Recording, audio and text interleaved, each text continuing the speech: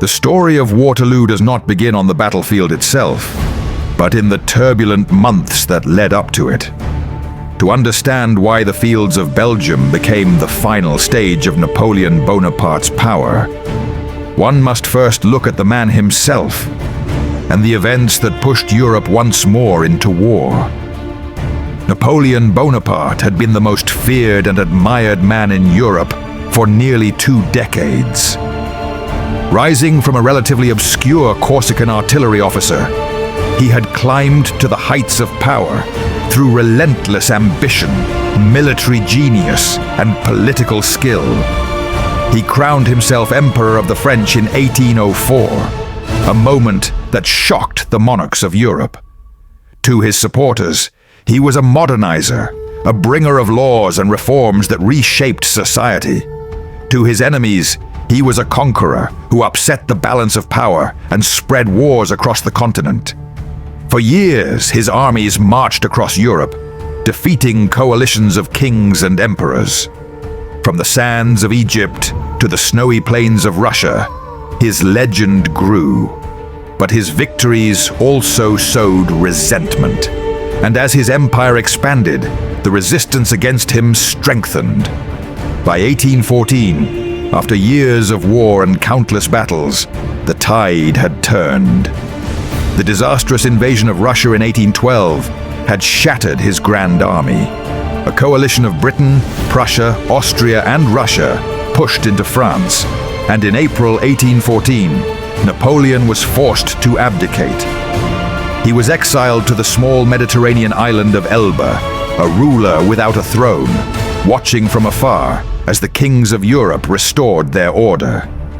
Yet exile could not silence his ambition. In March 1815, Napoleon escaped Elba, returning to France with a handful of loyal soldiers. What followed was one of the most dramatic episodes in history. As he marched toward Paris, soldiers sent to arrest him instead joined his side. The French people, weary of monarchy and still enchanted by his legend, welcomed him. Within days, Napoleon was back in power, and the period known as the 100 Days had begun. The monarchs of Europe reacted with alarm. They had only just defeated him and restored peace. Now, the man they considered the greatest threat to their order was once again Emperor of France. Without hesitation, Britain, Prussia, Austria, and Russia renewed their alliance and prepared for war. Their armies began to mobilize, determined to end Napoleon's reign once and for all. Napoleon understood his position clearly. France was not the powerhouse it once was.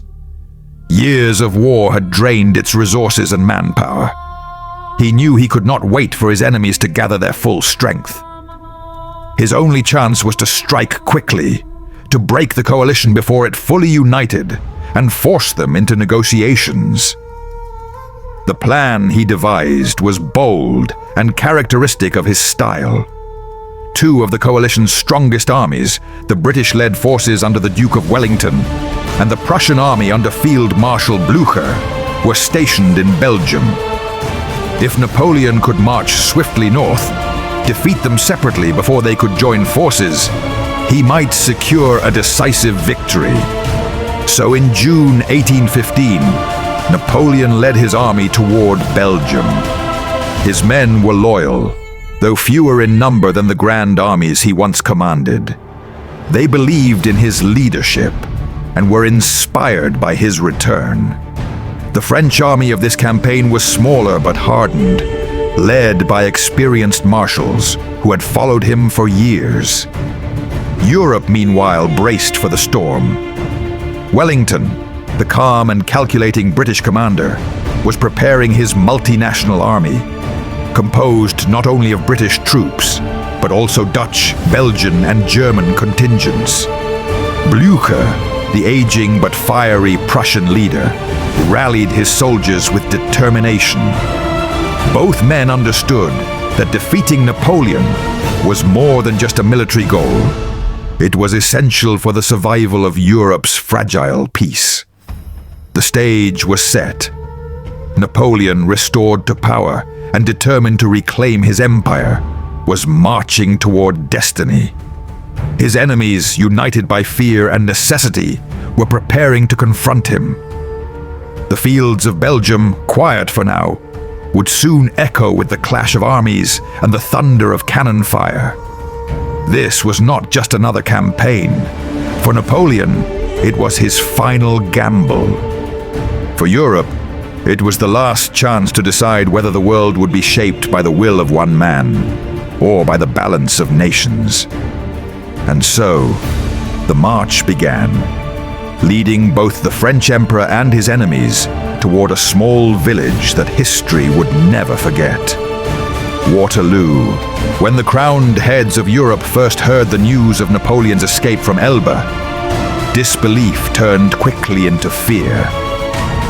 The man they had exiled only a year before, the man they believed to be finished, was not only alive and free, but once again on the throne of France. His march from the southern coast to Paris had been nothing short of legendary. Armies sent to arrest him had joined him instead, and the people who had grown weary of the Bourbon monarchy cheered his return. At the Congress of Vienna, where diplomats had been carefully redrawing the map of Europe, the atmosphere shifted from celebration to alarm. All of their efforts to restore peace and balance now seemed wasted. The delegates declared Napoleon an outlaw, a disturber of the world's peace, and pledged that they would unite once more to end his ambitions forever. Armies began to mobilize across the continent. Britain placed its faith in Arthur Wellesley, the Duke of Wellington, a commander who had earned his reputation fighting Napoleon's marshals in Spain. He was calm, calculating, and known for his defensive skill. Yet the army he was gathering in Belgium was not purely British. It was a coalition force of British regulars, Dutch and Belgian units, and soldiers from German states.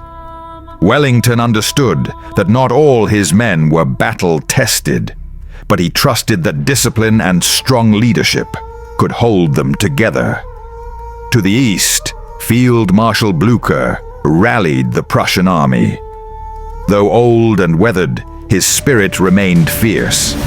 He had faced Napoleon before and knew the price of underestimating him.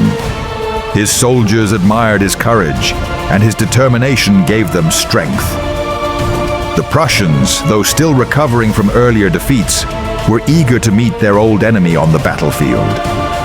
Austria and Russia also prepared their forces, but distance meant they would not reach the front quickly. This delay was critical. Napoleon knew that if he waited, the combined weight of Europe would crush him. His only hope was speed. He had to strike before his enemies could fully unite. France itself was divided. Many welcomed Napoleon back as a hero, while others feared that his return would bring endless wars once again. The nation's resources were strained, and the army he commanded, though loyal, was not the grand machine it had been in earlier years.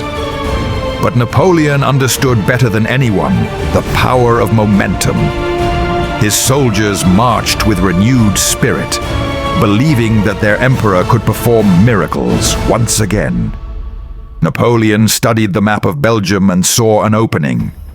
Wellington's Anglo-Allied army and Blücher's Prussians were close, but not close enough to fully support each other. If he moved swiftly, he could strike at one, defeat it, then turn upon the other before reinforcements could arrive. It was a dangerous plan, but it was also his only chance. For the coalition, the mission was simple: delay Napoleon, hold the line, and give Austria and Russia the time they needed. Once their armies arrived, Napoleon would be hopelessly outnumbered. The coalition leaders were determined not to repeat the mistakes of the past. They would face him together, and this time there would be no escape. In Belgium, the countryside remained quiet for now. Farmers plowed their fields, villages carried on with daily life, and the roads bustled with merchants and travelers. But just beyond the horizon, armies were marching. The land that seemed so ordinary would soon become a battlefield remembered for centuries. Napoleon sharpened his preparations. His marshals, veterans of countless campaigns, stood ready to follow him one more time. His soldiers, though fewer than before, carried the pride of past victories. Each man knew they were marching toward history. Europe braced itself. The kings and emperors had vowed to destroy Napoleon once and for all. The French emperor believed destiny still belonged to him. And so, as the summer of 1815 approached, two great forces prepared to collide. The world was waiting for the storm, and the road to Waterloo had begun. The summer of 1815 dawned with a restless energy across Europe. Napoleon, now firmly restored as Emperor of the French, knew his time was short. The coalition armies were gathering, and once they combined, their strength would be overwhelming. His strategy was simple and daring. He would march north into Belgium, place himself between the Prussians under Blücher and the Anglo-Allied forces under Wellington, and defeat them separately before they could unite. On June 15th, Napoleon's army crossed into Belgium. His men moved with astonishing speed, covering ground that surprised even seasoned observers. Villagers watched in awe and fear as endless columns of French soldiers, cavalry, artillery, and supply wagons rolled through their quiet lands. The emperor himself rode among them, his presence still carrying the aura of command that had once reshaped Europe. The first encounters came swiftly. Napoleon's goal was to drive a wedge between his two enemies, preventing them from joining forces. To achieve this, he ordered Marshal Ney to seize the crossroads at Quatre Bras, while he himself turned toward the Prussians near the village of Ligny. At Quatre Bras, Ney's troops clashed with Wellington's advance forces. The fighting was fierce, with Dutch and Belgian units holding desperately against French attacks until British reinforcements arrived. The battle swayed back and forth throughout the day. Ney pressed hard, but Wellington's disciplined defense prevented him from seizing full control. By nightfall, the crossroads remained contested, but the Anglo-Allied army had held its ground. Meanwhile, to the east, Napoleon faced Blücher at Ligny. Here, the French emperor displayed the brilliance that had once made him invincible. With carefully timed attacks, he struck the Prussians hard. Villages became strong points, fields turned into killing grounds, and cannon fire thundered across the countryside. By the end of the battle, Blücher's army had been badly beaten, suffering heavy losses. The Prussians retreated in disorder, though not destroyed. Napoleon believed this was the victory he needed. With the Prussians scattered, he assumed they would retreat eastward and play no further immediate role. This assumption would prove critical. For though Blücher's army had been bloodied, it had not been broken. Determined to fight again, the Prussians began regrouping, and crucially, they moved not east but north, toward Wellington. For Napoleon, the plan now seemed within reach. He had pushed back one enemy and held the other in check. If Ney could hold Wellington in place, Napoleon believed he could concentrate his strength and deliver a decisive blow. But coordination among his marshals was never perfect. Ney, though brave and energetic, lacked the precision Napoleon demanded. Miscommunications and delays allowed Wellington to regroup his forces and prepare a defensive line further north. As the armies maneuvered, the Belgian countryside braced for what was coming. Roads became choked with marching columns. Fields were torn up by horses and wagons, and villages filled with frightened civilians seeking safety. The clash of empires was closing in on them. Napoleon advanced with confidence, convinced that fate still favored him. His men carried the pride of their emperor's return, and many believed they were about to witness yet another glorious victory. Yet beneath the surface, cracks were forming. His army was smaller than in past campaigns, supplies were limited, and his marshals often acted with hesitation or misjudgment. Time, always his greatest weapon, was now slipping away. On the other side, Wellington displayed his calm resolve. He withdrew carefully, refusing to be trapped, and chose a defensive position near a small village called Waterloo. There, along ridges and farmhouses, he prepared his multinational army for the coming storm. Blücher, battered but unbroken, promised to march again. His Prussians, gathering their strength, aimed to rejoin the fight. If they succeeded, Napoleon would face not one army, but two. The road to Waterloo was no longer just a march of soldiers. It was a march of destiny.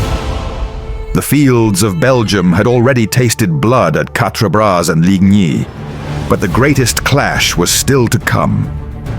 Napoleon was closing in on Wellington, unaware that the Prussians he thought defeated were moving steadily back into play. The storm was gathering, and soon, at Waterloo, the fate of Europe would be decided. June 18th, 1815. The dawn broke over the fields of Belgium, grey and heavy with clouds. Rain had fallen through the night, soaking the ground and turning the open fields into mud. For the thousands of soldiers preparing for battle, the wet earth promised a brutal day ahead. The clash that would determine the fate of Europe was about to begin. On the ridges near the village of Waterloo, the Anglo-Allied army under Wellington took its position. His forces stretched across a strong defensive line, anchored by farmhouses and hedgerows. To his left stood the chateau of Hougoumont, a stone fortress-like farm that would become a focal point of the coming fight. To his center, a ridge shielded his infantry from direct artillery fire. To his right, the farms of La Haye, Sainte, and Papelotte served as natural strongpoints. Wellington had chosen his ground carefully. Though his army was a mixture of British veterans, Dutch-Belgian units, and German contingents, he trusted that the terrain would give them the advantage they needed. Across the valley, Napoleon's army gathered. The French emperor surveyed the field from horseback, his sharp gaze taking in every detail. His plan was to break Wellington's line before the Prussians could arrive. He knew Blücher's battered army was regrouping, but he believed he had enough time to crush Wellington first. Speed and precision would be everything. The French camp buzzed with confidence. Soldiers spoke of another great victory, another triumph that would remind Europe of Napoleon's genius. The Imperial Guard, his elite veterans, stood ready as his final reserve. Cavalry squadrons, their sabers glinting in the dim light, prepared for thunderous charges. The cannons, hundreds of them, were wheeled into position, their barrels aimed across the valley. Yet the sodden ground caused concern. Heavy artillery would be slowed by the mud, and cavalry charges would lose their devastating momentum. The weather itself had become an enemy. Wellington rode calmly along his lines, speaking little but showing his presence to reassure his men. He understood the gravity of the moment. His army needed to hold until evening, until Blücher's Prussians could join the fight. If he broke too soon, Napoleon would win. If he held, Europe would be saved from another era of French domination. The civilians of the region had fled in terror, leaving behind empty homes and fields about to be soaked in blood. Farmhouses would soon become fortresses, barns would become barricades, and orchards would be torn apart by musket fire. The land, ordinary just days before, was now the stage for one of history's most decisive battles. As the morning advanced, both sides prepared in silence. Soldiers cleaned their muskets, tightened straps, and checked their powder. Horses stamped impatiently in the mud. Officers studied the ground, knowing that by nightfall, thousands would be lying lifeless where they now stood. Napoleon delayed his opening assault, waiting for the sodden ground to dry. It was a fateful decision. The hours ticked away, and with them, his window of opportunity began to shrink. Each moment brought Blücher's Prussians closer to the battlefield. Yet even as time worked against him, Napoleon remained confident. He believed his brilliance could still overcome the odds. For Wellington, the challenge was to endure, to absorb the storm that was coming, and hold long enough for reinforcements to arrive. The stage was set. Two great commanders, two armies of Europe, and one battlefield that would decide the future. The guns were loaded, the lines were drawn, and the fate of nations hung in the balance. The Battle of Waterloo was about to begin. As the morning hours passed, the fields of Waterloo began to echo with the thunder of French artillery. The opening barrage shook the ground, sending plumes of earth and smoke into the air. Napoleon had begun his assault. Across the valley, Wellington's men tightened their grips on muskets and bayonets, waiting for the storm to hit. The first blow fell upon Hougoumont, the chateau on Wellington's right flank. Napoleon intended it to be a diversion, a way to draw enemy reserves away from the center. But the fight for Hougoumont quickly became far more than a distraction. French infantry surged toward its walls, met by a hail of musket fire from the British guards defending the farm. The orchard outside turned into a killing field as wave after wave of attackers crashed against the defenders. Flames soon engulfed parts of the chateau, smoke mixing with musket fire, yet the defenders held. What Napoleon had meant as a minor action became a relentless struggle that consumed thousands of men. Hougoumont stood unbroken, anchoring Wellington's line. While Hougoumont raged, Napoleon turned his attention to the center. Here, the farm of Sainte lay at the foot of Wellington's ridge. It was held by a small garrison of German riflemen from the King's German Legion, armed with accurate rifles instead of muskets. Their fire tore into advancing French columns, slowing their progress. The fight for the farm was brutal, with attackers pressing close, trying to force their way inside. The defenders, outnumbered, clung desperately to the walls and buildings, turning every window and doorway into a point of resistance. Behind these farmhouses, Wellington's main army waited on the ridge. He had positioned them carefully, hidden from direct cannon fire, forcing the French to advance uphill under relentless musketry. Each attack was costly, and though the French fought with courage, their lines broke again and again against the stubborn Allied defense. Napoleon, frustrated by the resistance, ordered his cavalry to strike. French horsemen, armored in shining breastplates, thundered across the muddy fields. Thousands of hooves shook the ground as they charged up the ridge. But Wellington's infantry, drilled and disciplined, formed squares, tight formations bristling with bayonets. Time after time, the cavalry swirled around them, unable to break through, cut down by musket fire and cannon shot. The French cavalry charges, magnificent in sight, achieved nothing but exhaustion and loss. At Hougoumont, the French poured more men into the fight, yet the guards inside refused to yield. At La Haye Sainte, the German defenders continued to hold, though their ammunition began to run low. The battle had become a brutal grind, with neither side giving ground. For Wellington, every hour gained was precious. His army bent under the pressure, but did not break. He knew that somewhere in the distance, Blücher and the Prussians were marching. If they could arrive in time, the tide would turn. Napoleon sensed the urgency as well. Though his attacks had been fierce, the British-led line still stood. He had expected it to crumble, but Wellington's calm leadership and strong defensive ground held firm.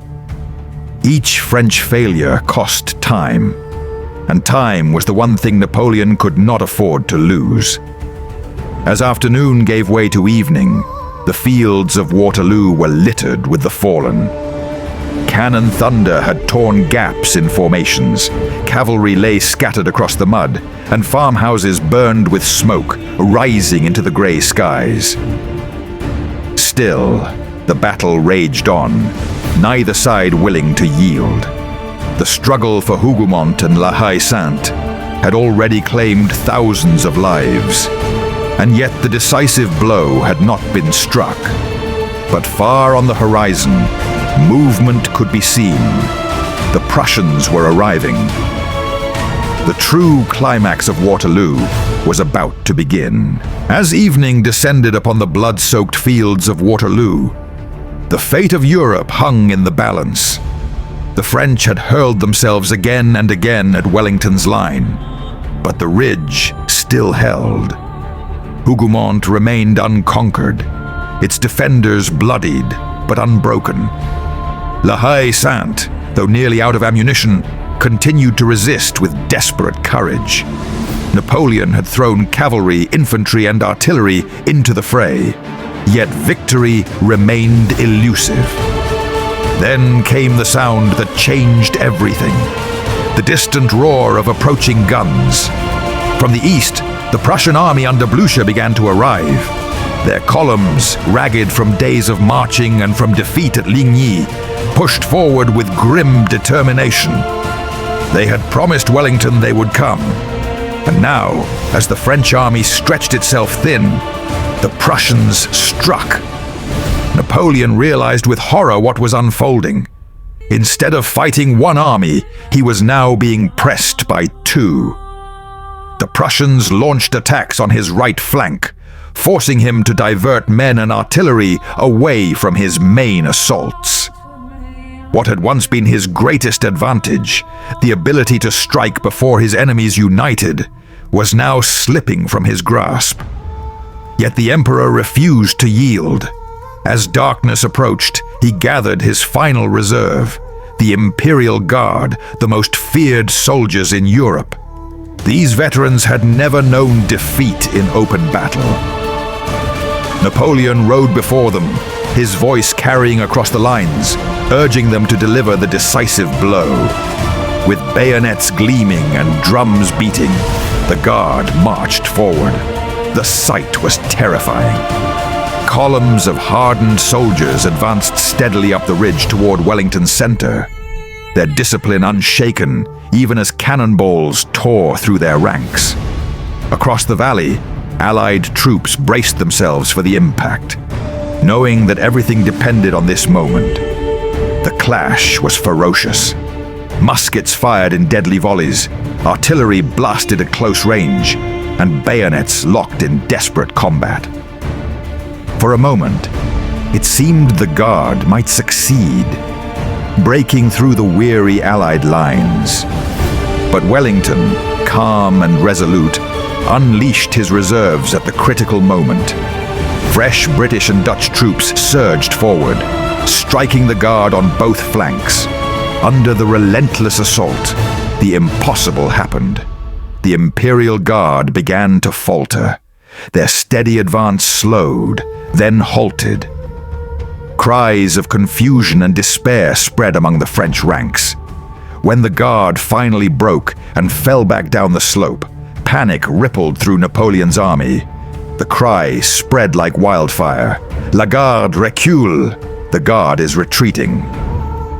For the French, it was unthinkable. If even the Guard could not win, then all was lost. The disciplined lines dissolved into chaos. Soldiers fled in every direction, abandoning their weapons and leaving behind the battlefield that only hours earlier they had believed would bring them glory. Napoleon watched as his army disintegrated before his eyes. The Prussians pressed harder on one flank.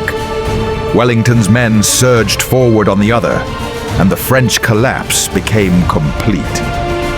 The Emperor, once master of Europe, was now a fugitive commander, fleeing in the night as his dream of renewed empire crumbled forever. By nightfall, the field of Waterloo was silent, save for the moans of the wounded and the crackle of burning farmhouses. Tens of thousands lay dead or dying, their bodies a grim testament to the scale of the battle.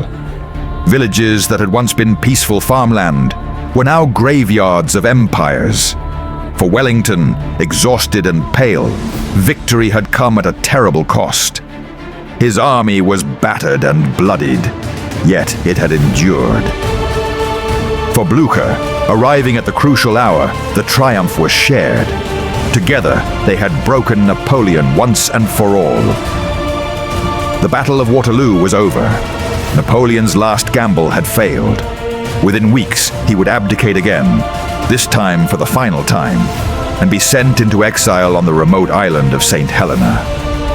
There, far from the fields of Europe, the once great emperor would spend the remainder of his days reflecting on how fortune and ambition had brought him to both glory and ruin. Waterloo had reshaped the destiny of nations. It ended 2 decades of war, sealed Napoleon's fate, and ushered in a new balance of power in Europe. The thunder of cannon had faded, but the memory of that day would echo for centuries, as the world remembered how one man's empire fell in a single battle.